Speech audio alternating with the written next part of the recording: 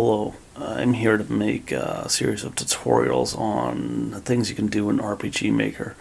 In today's tutorial, I'm going to show you how to make some clouds. So let's go ahead and get started. Normally when I do this, I only use 2 images for sky detailing as far as that goes. You're welcome to use more if you want to use a diagonal effect. But first and foremost, I want to note that the dimensions I use for my games are 1020 wide by 624 height in pixels. These dimensions will impact how you handle your visual effects, so it's just something to keep in mind.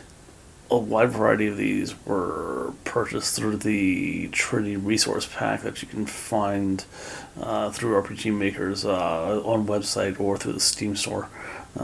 You can also make these yourself by using editors like GIMP, for instance, or edit those existing assets through GIMP as well. On every map, I have listed a common event, actually typically listed as atmo. It controls the environment effects through a common event. This is a parallel process that runs constantly as the game is running.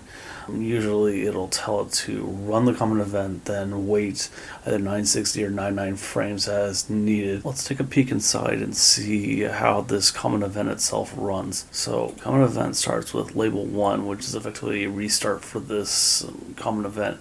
Then I tell it to show pictures 1 and 2. They're the same picture, but the only difference is that the picture 2 is the exact width, just parallel to picture 1. So right now they're side by side.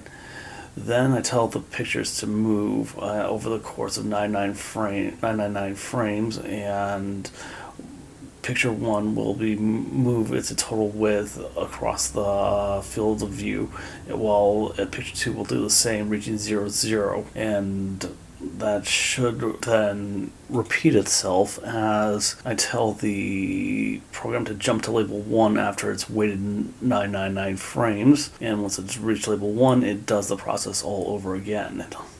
So in order to get rid of the clouds, say I was to move into the tavern area that is on this map, I then have another event inside that tavern area that calls up a common event called no image effects. And what that does is it will tell pictures 1 and 2 to show nothing and just to wait, and that is it.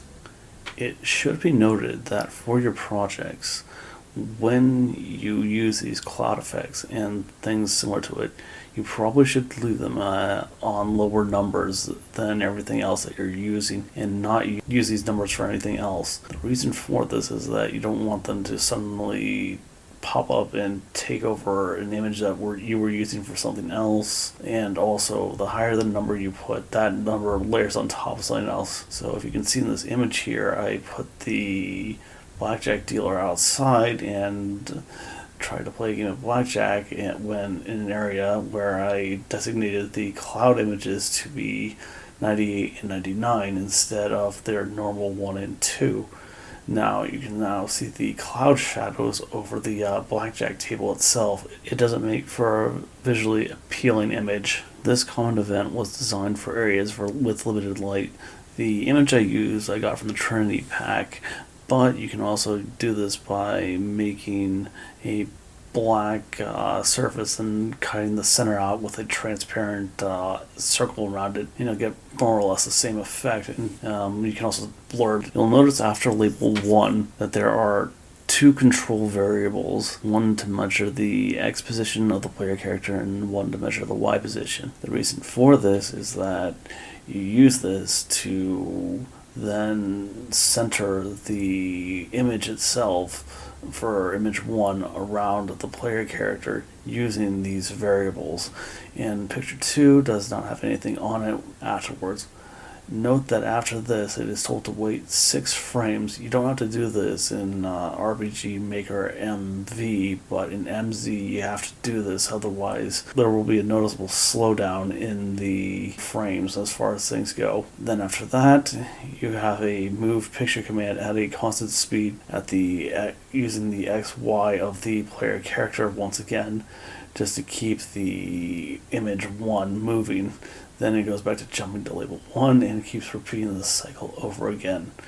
What I've shown you so far is relatively easy and has been shown in a lot of other tutorials in some fashion or another. Next, what I'm about to show you is how to deal with random encounters messing up the cloud movement. If you try to use the cloud movement as I've shown you so far in an area where you have encounters, you'll notice that the clouds stop moving for a period of time until it resets, which is usually around 16 or so seconds, give or take. So what we're going to do is we're going to break it apart into 16 individual intervals.